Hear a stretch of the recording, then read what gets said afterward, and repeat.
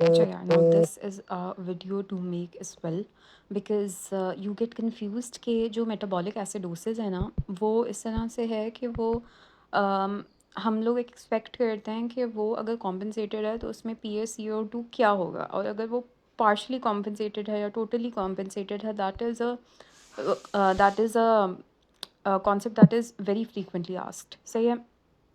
अब हम लोग कोई भी मेटाबॉलिक एसिडोसिस देखते हैं, हमें पता है सेप्सिस में मेटाबॉलिक एसिडोसिस हो रही है, हमें पता है कि एसिडोसिस है, और हमें पता है कि ये मेटाबॉलिक एसिडोसिस है। सही है। इसमें अनाइन गैप भी ज़्यादा है, high anion gap metabolic acidosis है।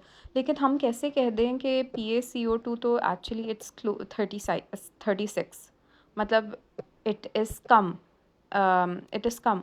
तो हमें लग रहा है कि it should be compensated, right, but the pH is still low, so it's not fully compensated, right.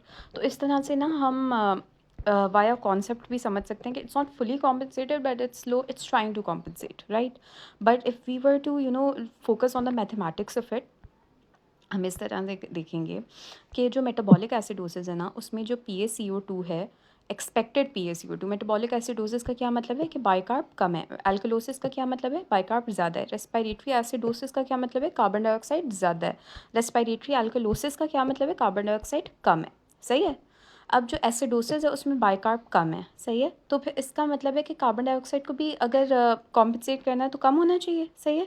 तो PaCO2 कितना डिक्लाइन करेगा, उसका फॉर्मूला होता है winters formula, that is 1.5 into bicarb plus 8 plus -2। सही है। So expected PaCO2 if it were to be completely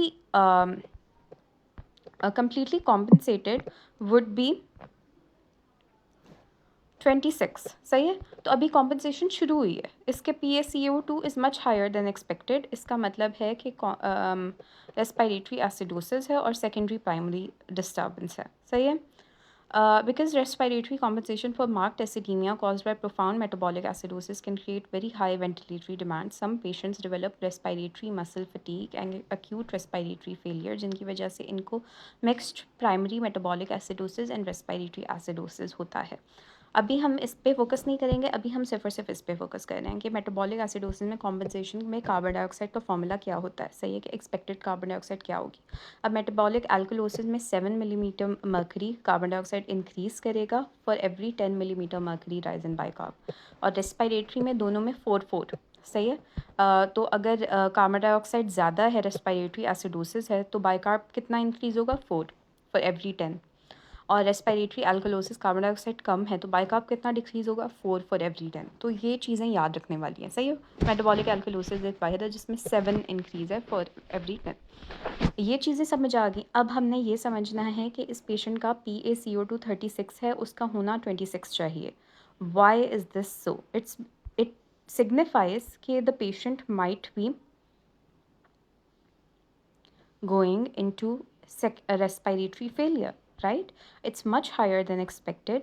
इसका मतलब है कि उसका respiratory muscle fatigue हो रहा है, he is going into respiratory failure, क्योंकि उसका कार्बन डाइऑक्साइड इंक्रीज हो रहा है, उसका ऑक्सीजन कम है, तो इसका मतलब है he's going into type 2 respiratory failure. And why would that be? That would be because of respiratory muscle fatigue. So you have to keep this in mind. This is a very important concept and I hope you understand this. This is very, very, very, very, very important.